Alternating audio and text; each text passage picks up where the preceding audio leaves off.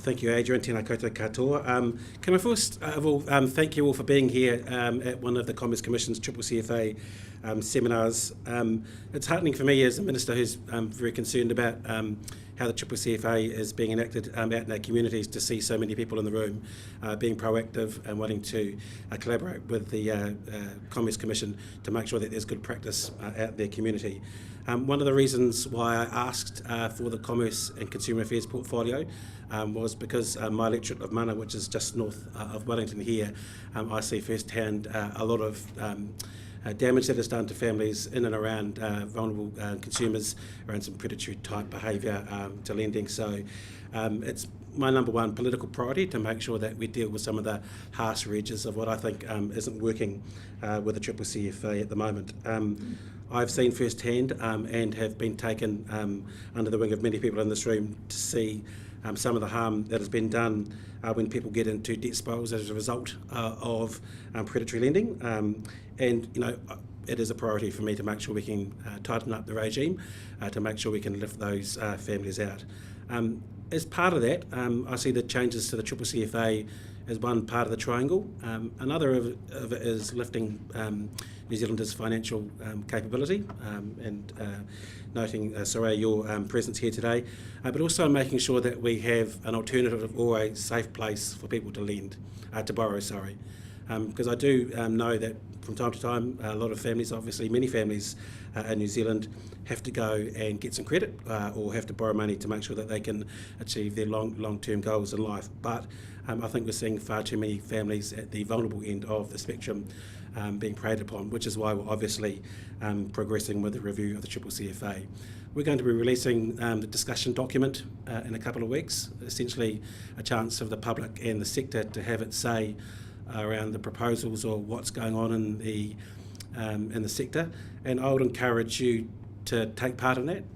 Obviously, very heavily for the government, we want to make sure that consumers have their say, but we want to understand exactly where the industry is at too, so we can understand any impacts of any changes there too.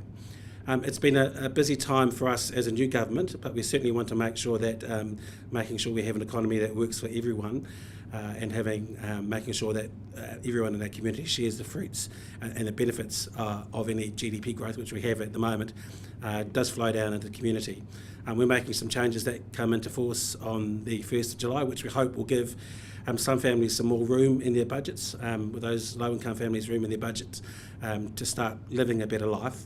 But one of the things in my portfolio where I think it is a priority to make sure we can deal with consumer issues and around some of those families in the debt spiral is the CCCFA. We've made no secret that we're open to looking at the likes of interest rate caps as part of the review process.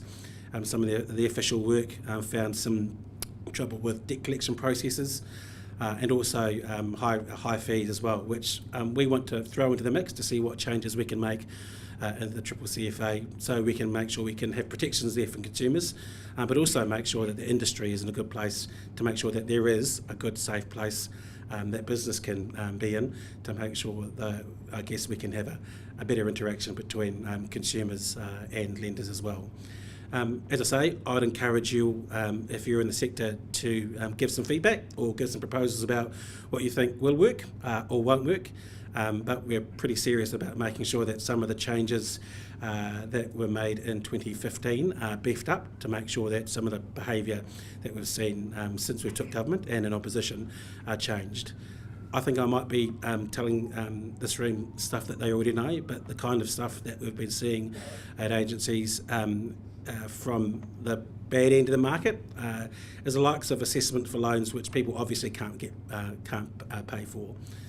The likes of rent or power or food not being factored into weekly or monthly assessments as to whether people can pay for a loan. And I think that kind of stuff has to be policed better, and that's where the Commerce Commission comes in. But certainly in a legislative sense and a regulatory sense, I think that the 2015 changes didn't go far enough, and we're willing to make sure that changes are made there.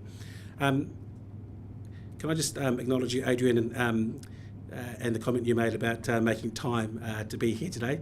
It's quite useful because I'm getting to miss the beginning of question time today, which can also be a bit of a circus. But I wanted to make sure that we've got some time to answer questions from the room as well. So there's just a couple of other things that I wanted to make sure we did to make sure that you're aware of some of the work that we're doing in the Commerce and Consumer Affairs space to, I guess in a big picture level way, make sure that consumers are getting a better deal.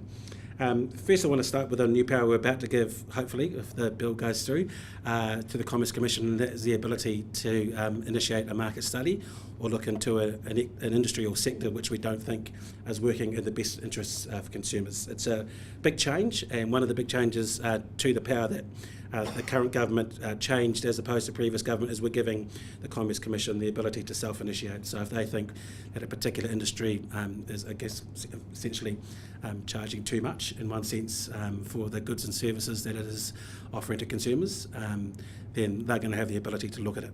A government can also initiate that, but I guess at a community sense, I would not be happy if a sector or a market was charging too much for their goods and services, and they were doing it without any checks and balances.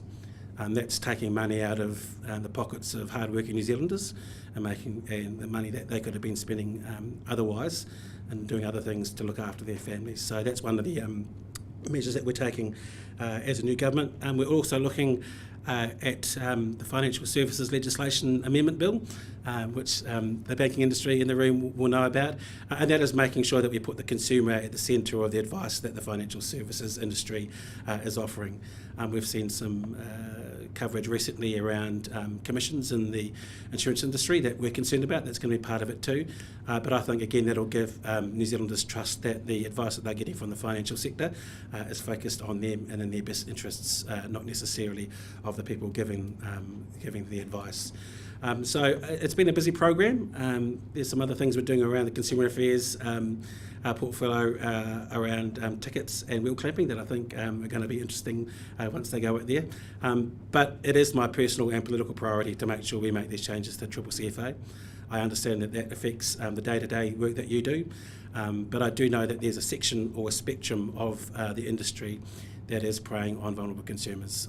And having watched it as an opposition member of Parliament for 7 years, very precisely in my electorate, and now having the opportunity through the privilege of holding this office, we're going to do something about it to make sure that those consumers are protected, because I think it's gone on for far too long and we missed a trick back in 2015 to make sure that there were protections for them. So with that, I think we've got some time for questions. Happy to answer any question you might have.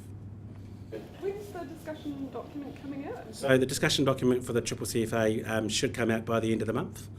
I think it's a 6-week consultation period. Yes, I'm getting the nod for there. So it's not too long, but we're obviously wanting to make sure that it feeds right down into the likes of CABs and budgeting advisory services. So we've got 2 documents to make sure it's not too overly burdensome on those who might not understand the process. So we just want to make sure that we get a good level of community feedback.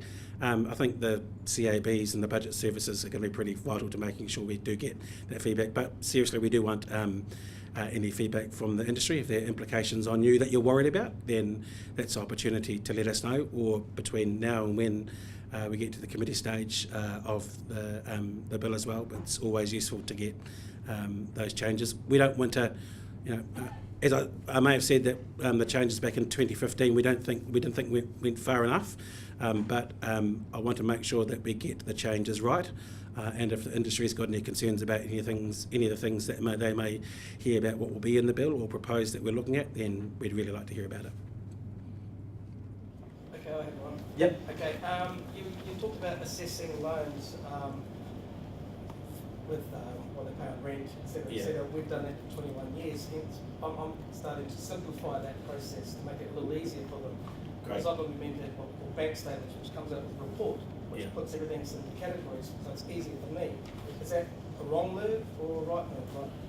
Well, I think online applications, otherwise it's going to be too long-winded for people filling out the forms. Yep, I think one of the challenges that you've got in the sector is making sure that the customer exactly understands what they're signing themselves up to. again, that's why I think back in 2015, and I was on the select committee that looked at it, we did discuss whether or not we should have a minimum form of disclosure, or a template as to what a lender might have to have to make sure that they're assessing someone's ability to pay back a loan properly. I don't think, from my recollection, we didn't get to that state, which I think was a missed opportunity, and that's that's where I think it's useful to hear from the industry about what might be best from your perspective about how we might do something like that. I've got an idea about in my head about what that should look like, but if that's not going to be practical for you or others in the industry, then I'd like to know about it. We can get those amazing CCR from Centrix, beta, defaults, and the bank statements information we can get. You don't have to go through a month's bank statement or highlight. You get the report over 3 months to a year. Within 7 seconds, it tells you how much they spend on the first day they get paid, how much they spend on gambling. So all that information is there. How far do we go? Just off the top of my head, I don't think I'm worried about your end of the market. Obviously because we've seen it firsthand, there are some who run a pretty basic system, and from my fear is that it's designed that way to make it suit their business model. I have no qualms about making sure that we make tweaks in the legislation to make sure that if there are people who are habitually operating like that, that we make moves to stop that happening. Yeah. I absolutely agree with what you say in terms of, probably the people in this room are not the problem. You're almost preaching to the conversion, and we all agree that we need to act responsibly. And, from our sector, the Financial Services Federation, that's what I subscribe to. It's getting to those ones that are not complying now, probably won't comply when there is new legislation. It's just, I know that the Commerce Commission's done some really great work just recently in terms of some of those really egregious lenders, but it's just, how much more can we do to actually prevent them from breaking the law that they're already doing? Yeah, there's a double challenge there for us, obviously changing the regulatory settings, but also it's the Commerce Commission that's tasked with policing that, and do they have enough resources is I think a fair enough question. We've made a few tweaks to the budget to make sure that they have the ability to do more, but I don't think it's fair to say you change the legislation and then don't change what the operational end is. So that's, I guess, another one of the challenges for me as the Minister, to back up the legislative changes to ensure that there's on-the-ground commitment as well. And we've spent some time on the ground in Auckland with the Auckland crew, working and looking at the work that they're doing. It's great work, but I'm not sure if I'm using the right word. I just think there's so much of it happening that being able to gather it all up and do it in a way that would make a massive difference is able to be done under the current resourcing. Yeah. Matt? As part of your changes, what do you hope to actually educate consumers? So, as I say, I think it's a bit of a triangle. So there's the regulatory changes, there's having a safe space, and then there's the financial capability end of the spectrum too. Like the Commission for Financial Capability had their summit over the last couple of days, and they will do their regular work. I think long term, it's actually changing a bit of especially for in the vulnerable consumer space, and it's got to be a bit delicate here. It's a generational change thing. So we've talked about giving some resource to schools for a school leavers toolkit. That's to make sure that school leavers have the ability or a little bit of wherewithal to be able to go out into the big bad world and deal with getting a credit card or a student loan or things like that. But I think we actually need to take a step further back. Yeah.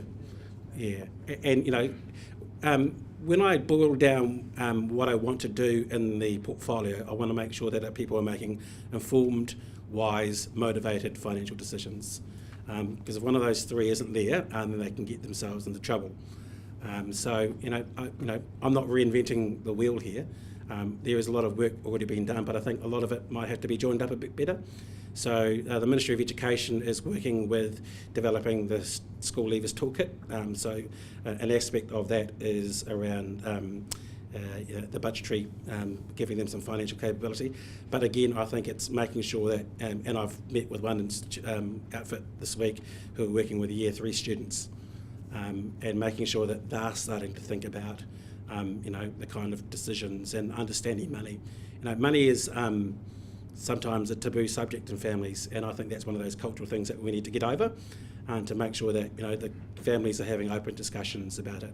I've got a little bit more licence here, but especially I think for vulnerable consumers, Māori and Pacifica, I think money is certainly not a spoken subject, and I think again we need to make sure we get over that issue in order for those families and those communities to make wise financial decisions, which I think we're finding them in terms of the profile of those who are getting captured by the predatory lending. They're overrepresented. So, it's about having some hard conversations in those communities about, maths is maths, and if, it costs $11 and you've got $8, then you're going to make a pretty astute decision about whether or not you can afford it or not.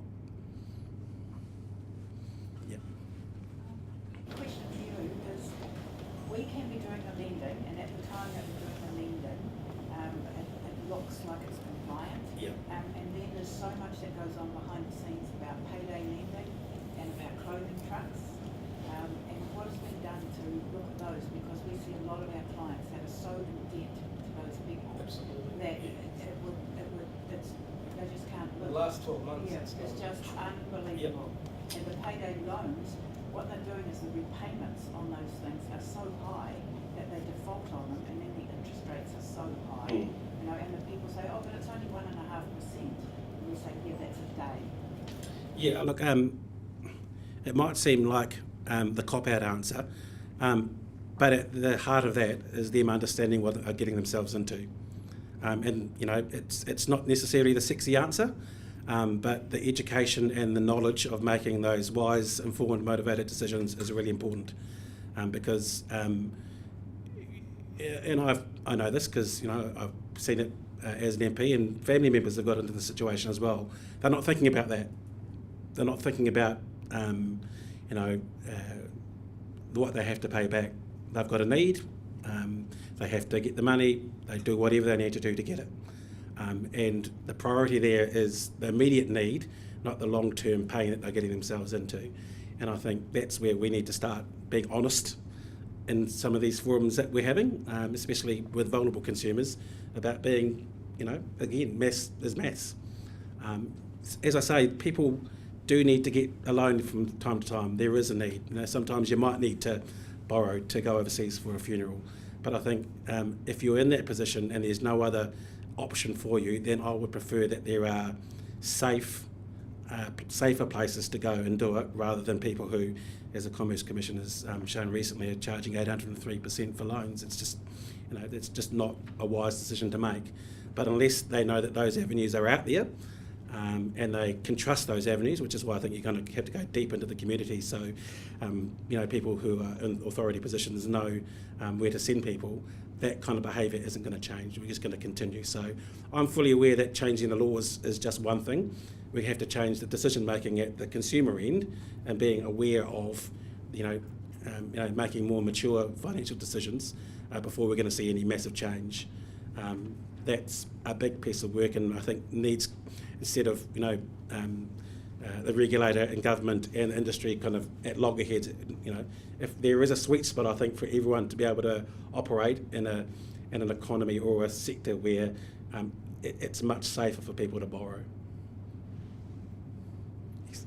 How much of the problem is the economic environment, and how expensive it is to live in New Zealand now? Yeah. And how people of poor wages or low wages in places like Auckland really struggle, and the help that they get from the government is probably not enough. Yep, so that's why on July the 1st, with the families package coming in, some of those on the lowest of incomes will get more, and I think that will give them a bit more room. But I think that in all reality, they'll still be struggling to make ends meet. But then again, this is why we're looking at things like lifting the minimum wage, which obviously is a crunchy subject with some businesses. But fundamentally, we think that the pendulum has swung too far, and people aren't getting paid enough to cover their day-to-day costs. And pressure is pressure. If they can't do that, then if they need to make, and we're talking about people borrowing for making day-to-day items sometimes, whether it's paying off a loan for a loan, and that cannot perpetuate any longer without society ending up having to pay for it in the long term. But I hope that some of the pressure will be taken off on July the 1st for some of the most vulnerable. We've got winter energy payments for superannuitants and community service card holders, and I just hope that just takes a little bit of pressure over time for us to be able to deal with some of the bigger economic issues, like how much people are getting paid.